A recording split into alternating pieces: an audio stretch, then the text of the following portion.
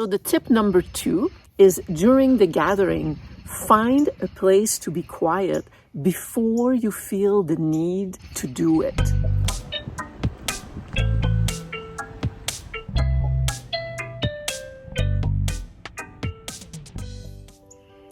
Hey, beautiful. Have you ever woken up after a party or a gathering or a celebration in your home, a dinner or something like that, with a horrible hangover, but you didn't even drink a drop of alcohol? Well, it's actually something that is common with highly sensitive people, HSP. And it's really interesting because I'm discovering other articles where people talk about People Hangover for highly sensitive people. And I thought I was a little bit crazy because it's something that I've experienced, it's a real physical thing. And I was wondering if I had just kind of lost it or if I was the only person in the world experiencing this. And it turns out that I am not. So what I'm describing as a hangover has some of the same characteristic as a real hangover. You're feeling kind of groggy, a little bit dizzy and nauseous, exhausted but strangely wired at the same time. And obviously any stimulation from outside, noises or lights or movements that are too fast, they just kind of intensify your hangover feeling. And what's interesting is that as a HSP, when we go in gatherings and groups of people, we pick up so much from other people. Our brain are so overstimulated, and it's this sensory overload that we actually carry it until the next day. And it can even take a few days to recuperate from that, which is kind of longer than an alcohol hangover. Because our brains perceive more intensely and more stimuli at the same time, and we just perceive more and process more, being in gathering, like I just said, is really something that can have a physiological lasting effect. It's not in our heads, it's actually a real thing. So after a gathering, it's normal that we can feel these really difficult feelings that make it hard to get through the day. It's difficult for us to actually string many thoughts together, and we can't handle a to-do list requiring our attention on too many things. We absolutely need the quiet of our sanctuary.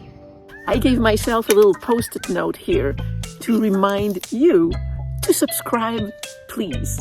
I need my little post-it notes because I always forget to ask and to say if you do. It's really supportive. It really helps for me to continue to do those videos. And I put my post-it note on this book here because I want to let you know this is the book that really got me to understand that I am a highly sensitive person, and it totally changed my life. So it's a great gift to give to somebody that you suspect might be a HSP, because you could give them the gift of changing their lives and making life easier for them. So the link is going to be in the video description below. Click on it and get it for a friend or for yourself.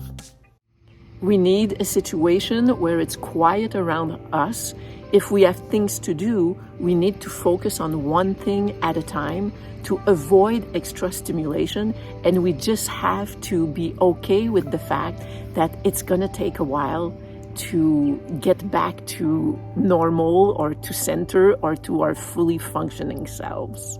And with the idea of not being able to string too many thoughts all at once, also looks like not being able to have discussions because another person's energy and thoughts is overstimulating and is adding onto the overstimulation of the brain that we're not over yet. And one thing I want to add is that there's actually research that has been done now that shows that the HSP brain does not go to rest like other people. After we've been stimulated, it actually can take hours for our brain to stop processing the amount of information and stimuli that we picked up in any given situation. So the hangover is real, and I know other people get the alcohol-induced hangover, but it is a real thing. I know I've said it a few times already, that it's because our brain cannot go to rest. So other people can have gatherings, and then the gathering is done and they go to bed, they rest, they sleep, they recuperate, but it's not how our brain works. So what do we do during the holidays?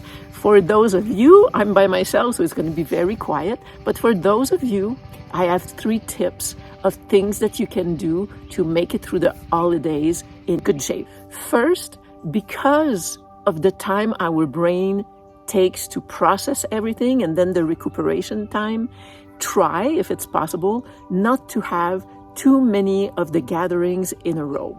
If you can leave yourself a day in between, that would be really, really helpful.